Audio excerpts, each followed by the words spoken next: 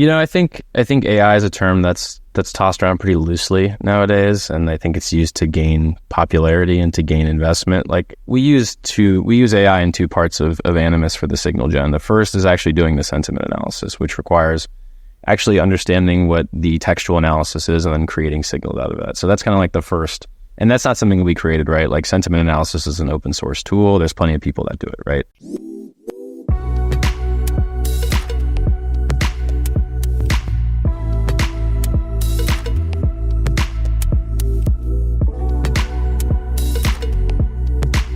Hello, everyone, and welcome back to another episode of Bitcoin Magazine Podcast. I'm your host, Alan Helm. On today's episode, I am joined by Maximilian Pace, co-founder and CEO of Animus Technologies.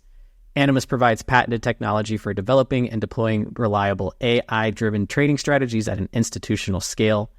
They were the 2023 winner of Samara Alpha Management and Bitcoin Magazine Pro's inaugural Bitcoin Alpha competition. Animus was awarded $1 million in seed capital and access to Samara Alpha's institutional-grade infrastructure for managing their fund. Today's conversation is going to serve as a catch-up on all things related to Animus since winning back in October of last year. Max, how you doing, man? Good. Thanks for having me, guys. Appreciate it. Yeah, definitely. It's a pleasure to have you on. I know in our previous conversations, we chatted quite a bit about Animus, but before we get into the nitty-gritty of like what Animus does, what you guys are up to right now, really would love to understand, your journey into Bitcoin. How did you first encounter Bitcoin? As I understand, there's a little bit of history in your, collegiate pursuits and stuff. Maybe we can talk about USC, but yeah, tell me, how'd you first find Bitcoin and how'd you get to where we're at today? Yeah, good question. So I grew up in the San Francisco Bay Area, and when I was going to high school, one of my best friends, whose dad was the head data engineer at Facebook, was talking about Bitcoin very heavily back in like 2013, 2014. And it was funny because I was around their household often, and they actually were talking about a group of Facebook execs trying to own 1% of the open supply of Bitcoin. I naturally was very fascinated by technology, but I also had more of a finance or gearing towards what would be a finance background, interest rather, in high school. But I had heard about Bitcoin several times through someone I really respected and trust. And I started to find a curiosity for it. So through kind of that early discussion and centered around Facebook execs, I found an interest in it. Shortly after that, I started investing in it myself personally. And, the way it all led into Animus was I actually played tennis at Stanford. So I actually knew a couple of researchers at Stanford. I played on their junior teams. And when I went to USC, I noticed that one of the researchers there had actually put out a paper on using AI and using data to try and forecast Bitcoin prices. I found this super fascinating. At the time, I actually had one of my closest friends was extremely adept and proficient in the world of AI, machine learning, computer science, right? So I found this as like a perfect intersection of our skills. And I also had trouble trading it myself, right? Like we all had our stories about trying to trade crypto as we got into it early on. And most of us have the same result, and that it's better not to trade it yourselves without the right tools, right? So to me, this presented a fascinating opportunity to try and get into the space more officially and more professionally. And that's kind of how Animus was born. It was off the heels of some research. Dude, that's awesome to hear. I know, I know there's a lot of people listening that wish they were kind of as early as you. But I still like to say that, now's the time. If you don't have Bitcoin now, now's the perfect time to buy. It's always the best time to buy. We all say you get in at the price you deserve. And it's interesting, in terms of your journey, that it was a bunch of Facebook execs that, piqued your interest, so to say, as far as with what's going on in this space. I don't know if, obviously, you can't name drop any of the Facebook execs that were interested in Bitcoin itself, but tell me a little about specifically about what drew you to Bitcoin. Was it number go up, or was it some of the value propositions, how it's scarce? There's this kind of immutable, no one can step in and tell you how to spend your Bitcoin or how to use your Bitcoin. What was it that really drew you to Bitcoin? Bitcoiners, it's time to upgrade the security of your stack. Bitcoin Magazine has partnered with Unchained, the leader in collaborative custody services, to help you secure your Bitcoin with confidence. Unchained's collaborative custody services give you complete ownership over your Bitcoin while delegating one key to Unchained to protect you from theft and loss due to simple mistakes. Using Bitcoin native multisig, Unchained's client services can help you increase the security of your Bitcoin and gain access to the next generation of financial services. Whether you want to bypass exchanges and stack sats directly into cold storage with Unchained Vault or hold physical Bitcoin in your tax-advantaged IRA, Unchained makes it simple and safe to use the best practices available to store your generational wealth.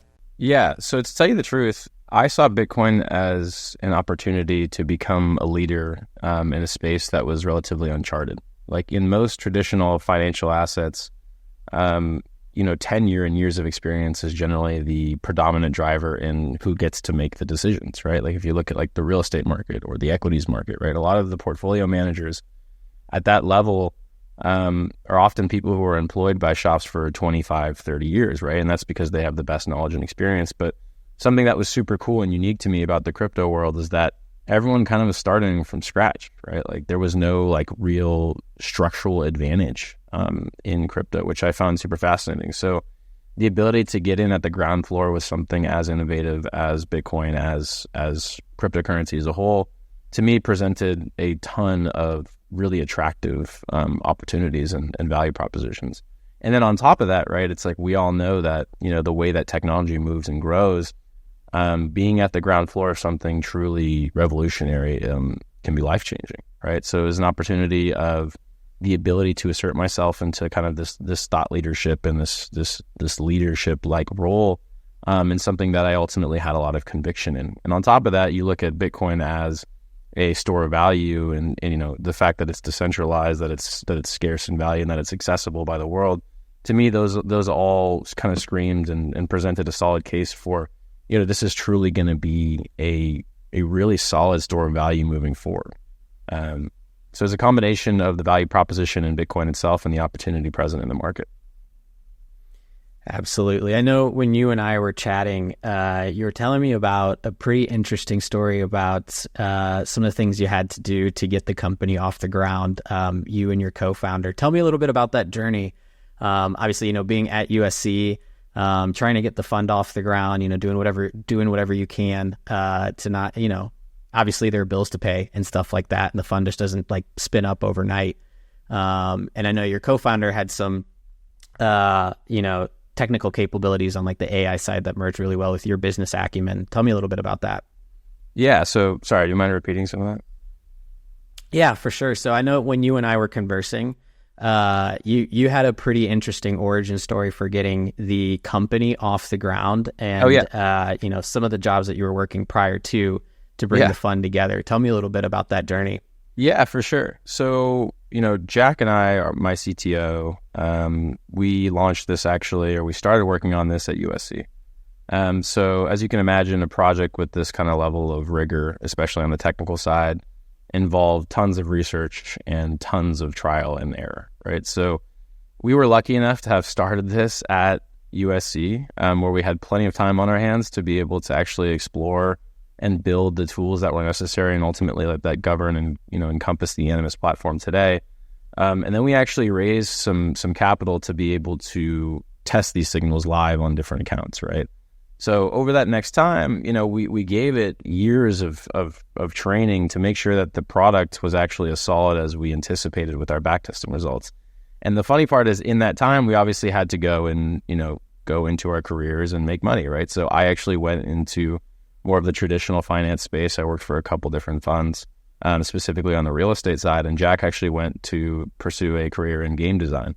Both of us knew the whole time that we wanted to be an Animus full time, right? But we also know that as wealth managers, the most important thing in the world is track record, right? Is the ability to prove in different conditions over time that you're able to produce the results that you say you can, right? So to us, we had done all the legwork of kind of getting the strategy and getting the tech in place to be able to deploy it.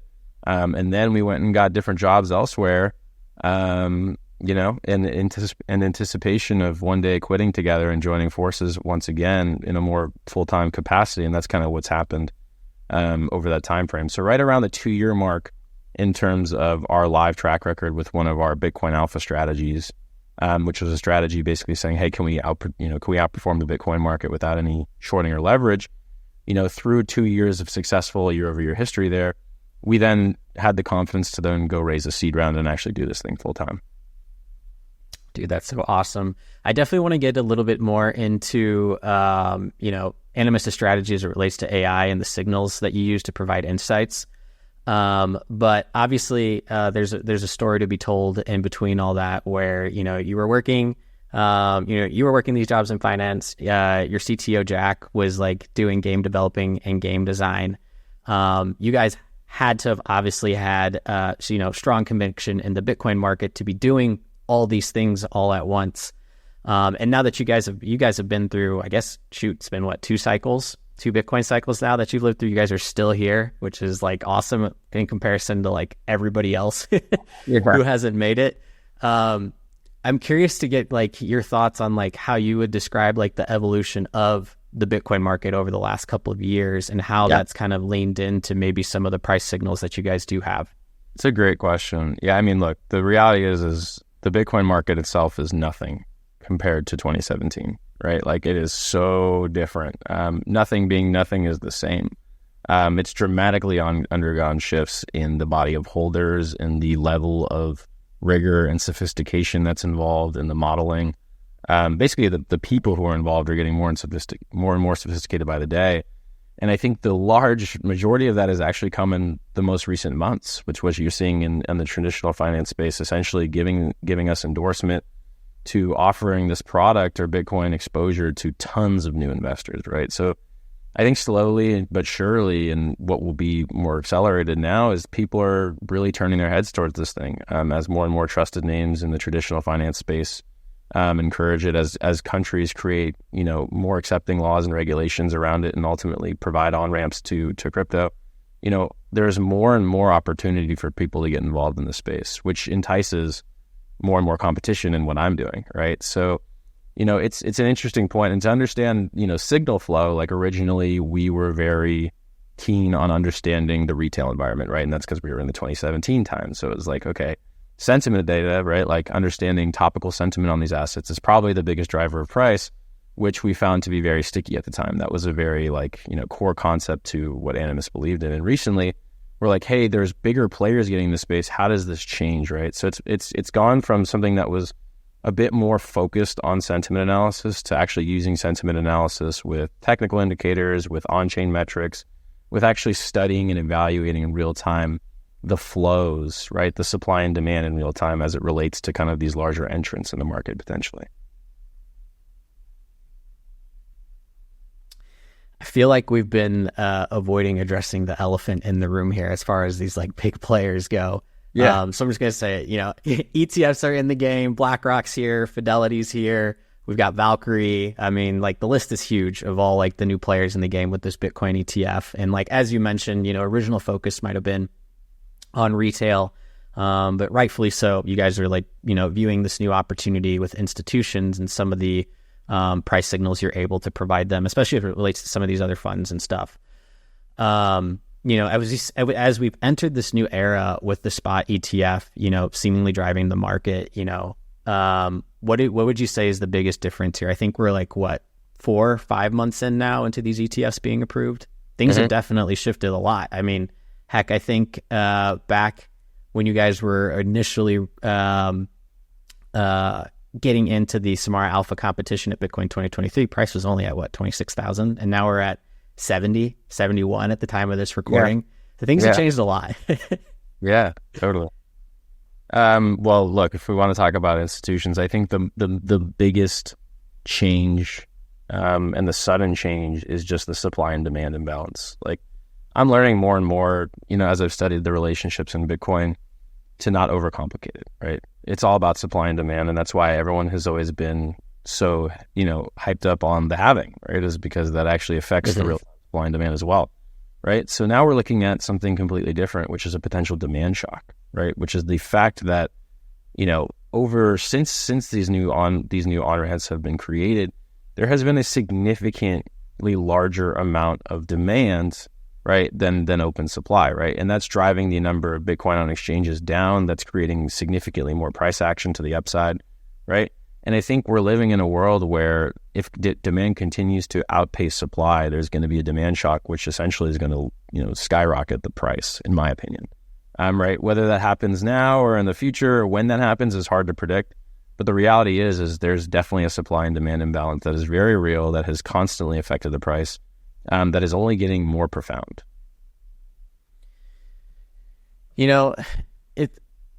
It's interesting that you say that. It's like we know the institutions are aware of, the halving coming up, the impact that it's going to have on price and such. And like for a minute there when things got approved, we were like, everyone was like, oh, this was already priced in, at 40K, and then price went down a little bit. And then now you're like, obviously we're back up to 70.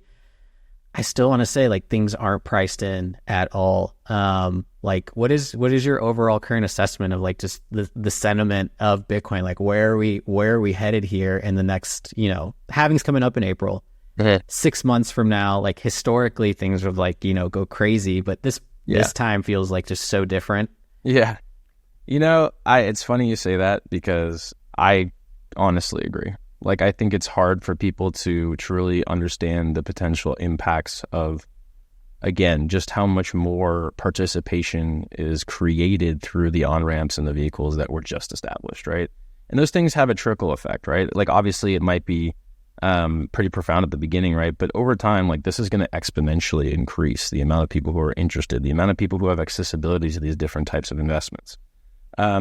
So to me, I agree, and I share the sentiment that, we're kind of just getting started with understanding the true impacts of the level of now what this ecosystem has arrived at. And then in terms of like what that happens on the price, I try to stay away from price predictions. But what I will say is that it's hard to understand or to really, I would say, like forecast this on a short to medium scale. What I will say is that I think over the next year plus, we should see prices exponentially higher than what we see today, right? Yeah, and I guess the better question is like, what's the scarcity going to be, in 6 months? And everybody knows that. That's the interesting thing about all this is that there are certain known variables, right? The issuance, supply, when the halving is going to occur. I guess the big unpredictability part is just like, when is everyone going to finally wake up and such, and only time will tell. And I think everybody buys Bitcoin at the price they deserve. I do want to circle back a little bit. So obviously you guys have been convicted for a long time on Bitcoin. You guys believe in Bitcoin, so much so to the point that like you guys kind of know what's going to happen in the foreseeable future and stuff. But obviously that can't be said for getting the fund off the ground. There's a lot of work that you had to do to put the proof into the pudding, so to say. And so, that obviously inspired you guys to apply for the pitch day competition that was put on at Bitcoin 2023 in Miami. Could you tell me a little bit more about your perspective of your time, like, applying for the Bitcoin Alpha competition and then, post winning, like, how was it working with Samara Alpha Management? Yeah. So it's funny because when I was first introduced to the Bitcoin Alpha competition, it was like, wow, we are really aligned for this particular objective, right? Like I had been solving that for years on my own time. What's funny is that in the beginning, both Jack and I, as my CTO, we agreed. We're like, hey, let's figure out the business model later, right? We know that if we can solve this, it's going to be an extremely valuable thing, right? So to then kind of like seemingly walk into a competition that perfectly fitted what we had been doing, which was kind of a match made in heaven. We're like, wow, we should probably have a chance of winning this thing, right? So you fast forward a couple months later, and I'm on stage at Bitcoin Amsterdam talking about how we won, which was a really cool career-defining moment for me, and it was super cool. But honestly, like the competition was an excellent experience. Again, and it showed and it proved the fact that there is demand for finding and sourcing talent around asset management, in particular funds, for managing the volatility present in the Bitcoin market, right? And what's amazing is that there's a massive disconnect in the world of asset management in terms of emerging managers and establishing kind of incumbents, right? Or people in the space who manage capital. It is extremely difficult and is extremely expensive to get to that next level, right? And that's kind of why we had been doing what we had done prior to Samara, was we had done things via SMAs, which we can connect into accounts via API and kind of manage in a more low-cost fashion, but still build up the track record necessary to kind of get to the next step. So Samara really provided us with a launching pad to kind of get out to this next level, which is kind of the fund space. So we're really excited to be able to launch that fund.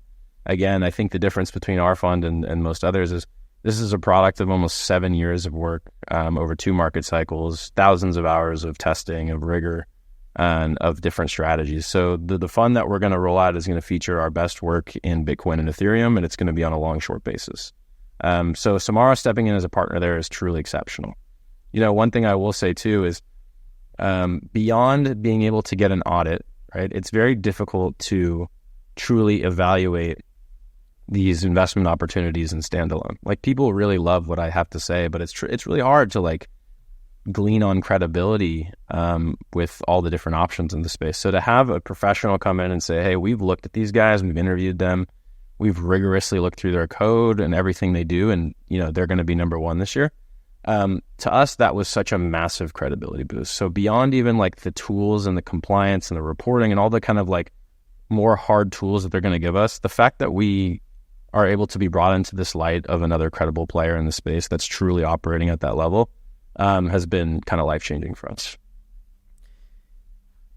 I can imagine, especially, not only the connections that you've been able to form over the last few years, but just getting to go to Miami, then getting to go to Amsterdam, and starting to develop this network of people that isn't just USC and, some connections you had to some Facebook devs. Now it's like you're kind of plugged in to the world, which is very cool to see. And I'm sure inspiring for, anybody listening thinking like, hey, maybe I should get involved this year, taking some tips from Max and team from winning. Could you talk to me a little bit more maybe about specific networking opportunities that the competition has afforded you and Animus? Yeah, well, for one, right after we won in Amsterdam, we were pulled into the VIP room at Amsterdam. I was giving some interviews, talking to Mike Germano. Just kind of like, I gotten exposed right away to like that next basket of institutional kind of VIPs in the Bitcoin space. So that off the heels was amazing, right? And on top of it, like, I use a lot of the promotion and the article actually you guys wrote to help get some credibility. So whether it's fund of funds, private high net worths, I think people are starting to, obviously you guys are a big player in the space as well. So a lot of people recognize me as, hey, you guys won the competition, or, we saw you on Bitcoin Magazine. I think that kind of like reciprocal credibility has definitely permeated into the market. So whether or not, it's one of those things, I think we live in a world where people glean on different things for credibility, and that has been massive in kind of building a case for why Animus, and it's an exciting time. So in terms of networking opportunities, whether it's conferences or podcasts, I've actually focused a lot on just kind of like being a thought leader and getting my word into the market and my opinions. So I was on another podcast earlier today, but I've done a lot of podcasts that have kind of come off the heels of this competition. Dude, that's awesome. I mean, the network effects that are just, not only within, attending some of these conferences, but just having these kind of conversations with other Bitcoiners. Like, there's always somebody listening who's like, hey, like, either I want to deploy capital or I want to get involved, or in that, are in some sort of boat that's comparable to that. So since your time, so like obviously Samara's given you like all this fantastic infrastructure that you've allowed to incorporate into your fund and such. Could you talk a little bit about like, how important that operational infrastructure is, and just being able to like streamline your ability to deliver alpha for your investors? Yeah, I'd say it's kind of a two-answered question. Like, the first is you're saving a ton on costs, right? Like, getting these things up, as I mentioned, is not cheap. So the fact that we can save a ton of money on actually getting the correct structures in place, the master feeder fund, being able to offer, again, domestic and international investors opportunities to this, and then doing all the counterparty stuff with actually vetting the counterparties that we're going to use and having them all kind of ready to go is amazing. And then second, it allows us as managers to focus on what we're good at, which is the portfolio management and understanding the signal flow and the research, right? So I think something that fund managers, and I don't want to speak for all of them, but a lot of them have to focus on all the other pieces of the business, right? Which inherently takes away from your time to focus on the signal, which is the most important part. It's the driving factor of everything we do, right? So what I love about this relationship is that it allows Animus to focus on what we're best at, which is research, right? We can focus on understanding new relationships in the market, making sure that we're incorporating new data feeds and new data structures into our models to be able to consistently keep up with how quickly and dynamically things are changing, right? And that in and of itself is a massive, endeavor, right? So the fact that we can do that, we can focus on what we're good at and continuing to make sure that the signals are providing value, to me is the most important thing, right? And then beyond that, I want to have someone with tons of industry expertise, tons of expertise there that can actually help us fill in the blanks and provide a truly special vehicle in tandem, which is why I'm really happy about the Samara partnership. As you guys continue to grow, what are some of the challenges that, Animus has faced, with implementing some of the investing strategies that you guys have on hand? Has that adjusted at all with the growth of the fund, or is that like not a factor when, analyzing some of these things? Yeah. So what's really nice about what Animus is doing is we're actually doing like trend following type strategies. So as opposed to arbitrage or capitalizing on inefficiencies in markets, we're actually trying to determine, we're trying to predictively or retroactively determine trends in the market that are forming, right? What's nice about that is that lends itself to trade times of 2 to 3 weeks, right? So my average position is actually something to the tune of 14 to 21 days, as opposed to a lot of people who are taking, very small high frequency bets throughout the day. What's nice about what we're doing is that inherently that makes it extremely scalable, right? If you have entry and exit signals that you can get into over the course of a couple hours versus a couple of seconds, that makes a massive difference in your ability to scale your product, right?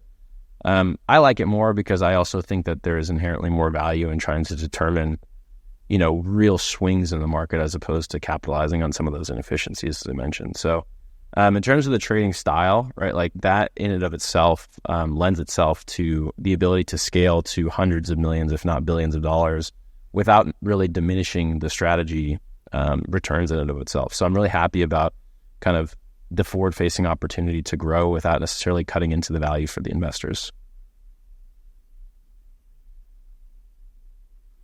Could you tell me a little bit, when it comes to operating on like the day-to-day stuff for the funds, could you tell me what skills you think are most important for executing operations? Is it like simply a matter of like quant type work, or are there other skills, whether like social or mental, that you think are important when serving not only your clients, but as Animus' CEO?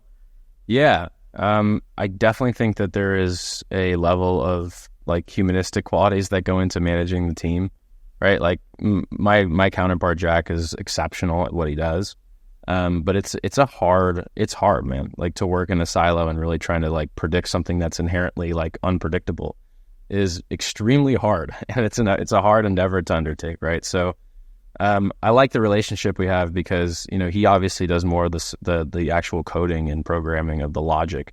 But there's always a sounding board between us of understanding ideas, talking about how we observe differences in the market, understanding the different players, right? And like for me, it's like also going out into the market and understanding, what is everyone else looking at, right? Like what is everyone else that we like, or players in the space that we look up to?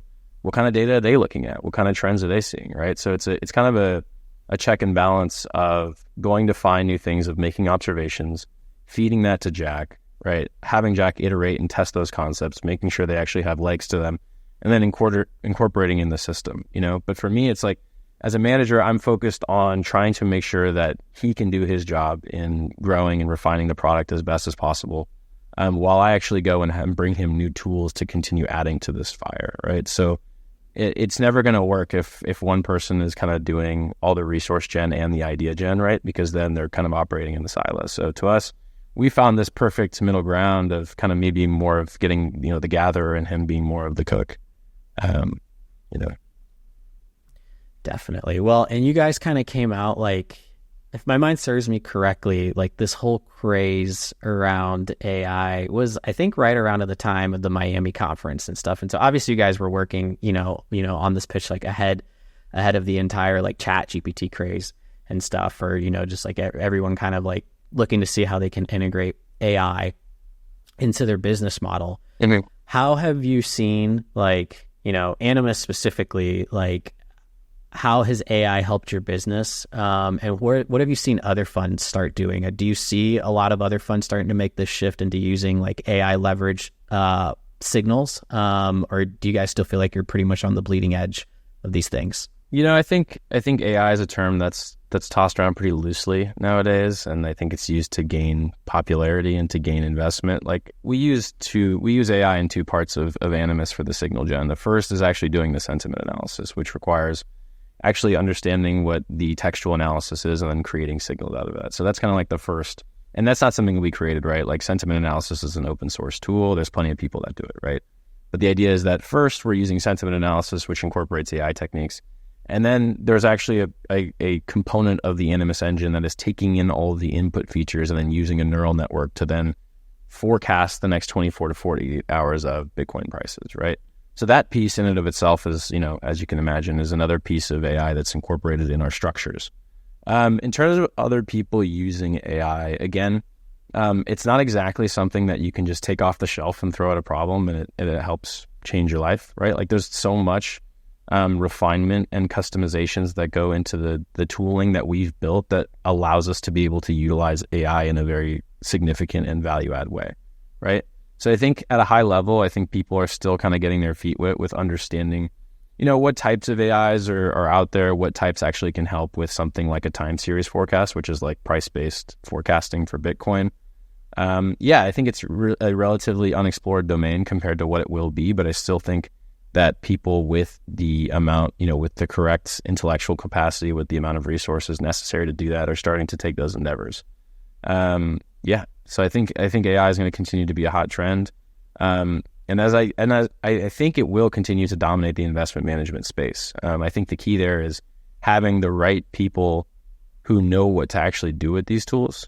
Something else that's worth mentioning is on the Animus side, we're well aware that AI as a whole is continuing to progress at rapid rates, right? So the way that we built Animus is we built it's essentially like a modular set of tools where we're actually able to incorporate new AI techniques as they come available to the market, right? Because we don't want to be stuck or beholden to something that we used in the past, right? So we also are well aware that this thing is changing and rapidly growing. So we need to be able to incorporate new tools along the way. But to answer your question, I absolutely think AI is going to be a growing tool used and leveraged in the world of cryptocurrency and financial forecasting, no doubt. Yeah, definitely. Well, it feels like there's like new changes and developments every day. So obviously before like AI, there's a lot of like retooling and like relooking at some of the forecasts you guys have built because you obviously want it to be as close to the mark as possible when you're trying to predict markets. How would you say, AI has adjusted the need to like go in and look at some of the forecasts you guys have built and that sort of thing? Has it expedited the process? Like what's the big differentiator here now that you guys have like, have this AI tool? Like, are you guys going in and adjusting like the AI itself, or is it more so the forecast? Yeah, I would say the biggest adjustment that we're making on a regular basis is actually the amount of data and what data sets we're incorporating for the AI to make correct inferences, right? Right. An AI model, something to be clear, like, for the crowd is an AI is only as good as the model, as the data you feed it. And more importantly, how you feed that information in it, right? Like, I think we've probably all used ChatGPT once or twice, and the way you ask questions matters a lot. It's not just about asking the question, right? So you can kind of think about that parallel in what we're doing, where it's not just a matter of throwing in an Excel sheet and saying, hey, how do I make money out of this, right? Right. It's cleaning it and processing it and creating a problem and setting the right targets and objectives for the AI to actually solve what you're really looking for, right? In order to do that, you need to do a lot of research into what your information set is best built to equip or to actually inform, right? A lot of what we were doing in the beginning times was just saying, hey, based on this information, should we be predicting Bitcoin an hour in the future, a day in the future, a week in the future, a month in the future? That's largely an artifact of the data, right? So there's kind of this chicken and egg where you're constantly trying to figure out what information what problem is my information best suited to solve? And then how do I actually set it up and clean it up and refine it and put it in the system in a way that's going to create true value? So much trial and error, I can imagine. Like just constant, like fail until like, okay, this works. Let's do it this way. And then, the next week goes, it's like, all right, fail, fail, fail. Let's this works. Yeah. Let's go. Well, I mean, we've almost been doing this for 7 years now, like, and the first couple were quite literally, as you can imagine, failing and figuring it out and iterating. But eventually, right, you make breakthroughs, you take concepts that stick. That's the reason that we're going to do well. Is everyone always looks at me and they're like, aren't you afraid that all these competitors running the market? And to be honest with you, as much as I think that the competition is going to increase, we still have the benefit of surviving 2 market cycles and being able to understand relationships and impacts through those 2 market cycles. That is priceless. No matter what people say about, we have simulations that run the past 10 years. Being in those things, in those situations real time, and having kind of a little bit of a balance between a data-driven approach and having a humanistic eye for like what's happened in the past and how to use those things and leverage those experiences, to me is priceless, right? So it's not just about having the right information, it's about knowing what to do with it and having experience with it. Yeah, I mean, 7 years is a whole lot more than most players in the game can say, which is incredibly valuable. Like experience, almost speaks for itself more than just having like the best tools. It's like, hey, like we've been doing this for a long time. Like you said, like knowing what to do with that information is invaluable. Mm-hmm. And so having learned all these lessons and stuff, I'm sure anybody listening who is like thinking about getting involved, either just in Bitcoin or even like the digital asset fund space, what advice do you have for these people? Yeah, well, I would say the first is don't feel like you're too late to the game. Like I think that like a lot of people are afraid to kind of roll their sleeves up because they're like, oh, I know someone that's got in at $1,000 and I know someone that got in $100. The price is irrelevant. We're still on the precipice of a generational technology that will change everything that we do, especially in the financial sector.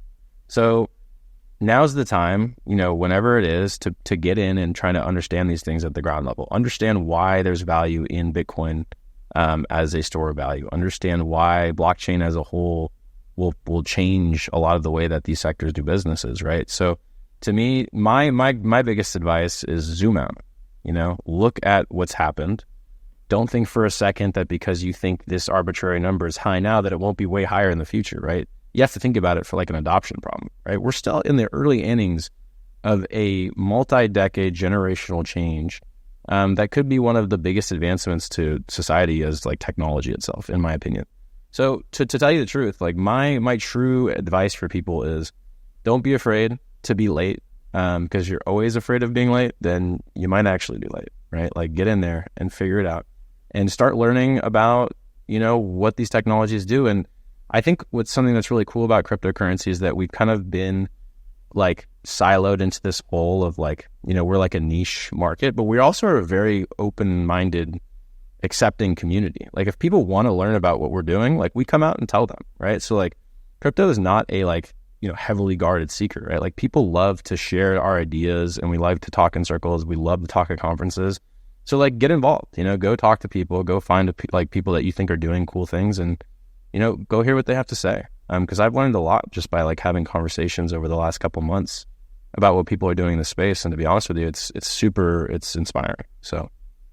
Yeah, no, definitely. I know you utter the word Bitcoin, everyone's like, hey, let's start chatting to like another Bitcoiner or such, right? Like people are like, let's have a conversation. Next thing you know, you look down at your watch, it's like 2 hours have gone by. You're like, oh my gosh, I can't believe we've been just chatting about Bitcoin for 2 hours. Yeah. And the other big thing too is like, not only are people willing to talk in the space, but people are very honest too. They're very, very honest and willing to give you thoughts and opinions. And if you're the kind of person that's like willing to like take that kind of feedback, which you guys obviously have, I feel like, some of the best lessons learned are through those conversations and such. Totally.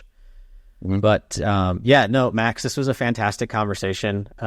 Super exciting to hear about all the updates and catalysts for success that Animus has in front of them for heading into the bull market. Before we break, where, anybody listen to this, any institutions, any individuals, where can they learn more about the fund and get in contact with you? Yeah, for sure. Appreciate it. So first, feel free to check out our website, animustechnologies.com. You'll see me on there. Feel free to reach out and inquire about the fund. I would say that's probably the best way to do it. I'm also available on LinkedIn if people want to search my name. you'll see it there with Animus Technologies. Feel free to reach out. I'd love to have conversations with people in the crowd on investing in the fund, or if you just want to talk crypto and AI in general, I'm happy to have those conversations. Awesome. Well, thanks again, Max. To our listeners, don't forget to like, subscribe, and comment if you haven't already. The Bitcoin halving is upon us, and we're putting the best live stream on, counting down 21 blocks until the halving. You don't want to miss it, so make sure to like, subscribe, and comment. Cheers, everybody, and I hope you have a great day.